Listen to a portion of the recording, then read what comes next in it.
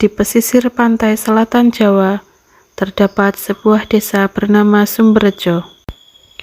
Di sana, hiduplah seorang anak laki-laki berumur 13 tahun. Anak laki-laki itu telah ditinggal mati oleh kedua orang tuanya sejak berumur 3 tahun. Ia hidup bersama nenek dan kakeknya di rumah kecil berukuran 4 kali 6 meter dengan dindingnya yang terbuat dari anyaman bambu. Namanya Jalu. Jalu telah putus sekolah sejak kelas 2 SD karena nenek dan kakeknya tidak mampu untuk memenuhi biaya kebutuhan sekolah Jalu. Seringkali Jalu menjadi bahan ejekan teman seumurannya.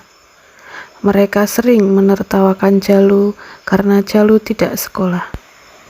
Setiap harinya, Jalu selalu menemani sang kakek mengolah lahan pertanian yang luasnya tidak seberapa. Itu pun milik orang lain yang dipinjamkan dengan sistem bagi hasil pertanian. Suatu hari di minggu pagi yang cerah, seperti biasa Jalu menemani kakek pergi ke ladang. Ladang itu dihimpit oleh pegunungan dengan tanaman pohon jati yang berumur ratusan tahun. Jalu mengambil satu persatu ranting yang jatuh di sekitaran pegunungan itu, yang nantinya akan dijadikan bahan bakar untuk memasak di rumahnya. Di dalam perjalanannya, tiba-tiba kaki Jalu tersandung oleh sebuah tonjolan batu yang berwarna hijau, hingga kaki Jalu terluka dan mengeluarkan darah. Jalu berteriak meminta tolong kepada kakeknya. Dengan nafas tersengal, kakek menghampiri Jalu. Kemudian mereka bergegas pulang ke rumah untuk istirahat. Sesampainya di rumah, dibuatkanlah mereka segelas teh pahit oleh neneknya. Mereka pun menikmatinya dengan canda dan tawa. Hari terus berganti. Hingga suatu hari, datanglah orang kaya dari kota yang ingin sekedar berwisata menikmati indahnya pemandangan di sebuah desa.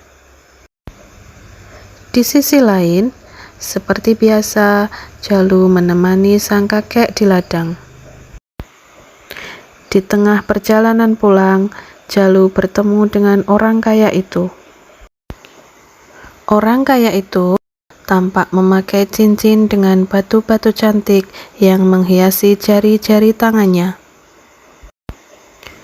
Jalu pun berbicara kepada kakek,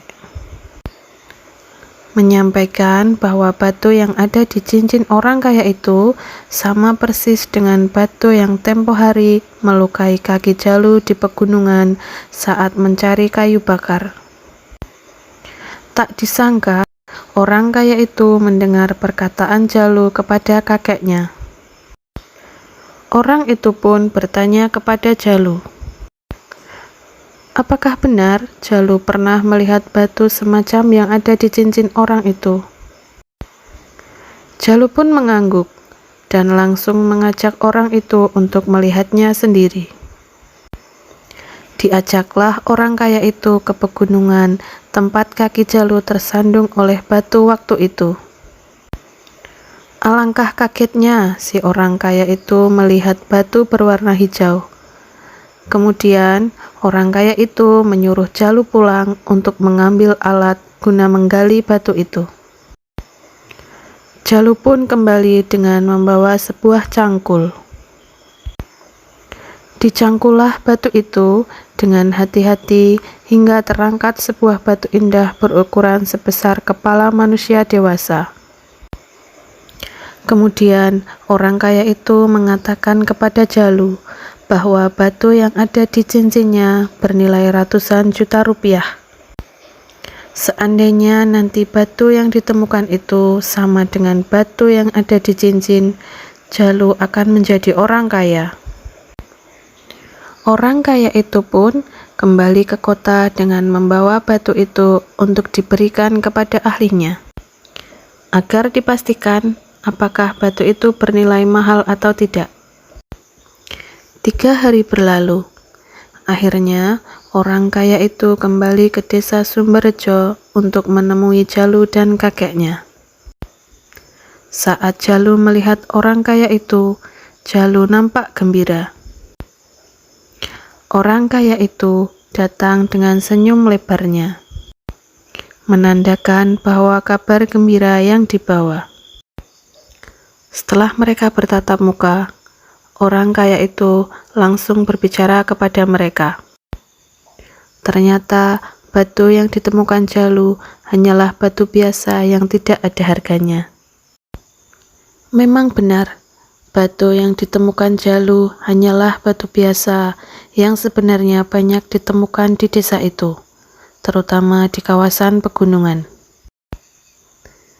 Akhirnya, Jalu pun menangis karena impiannya menjadi orang kaya tidak tercapai.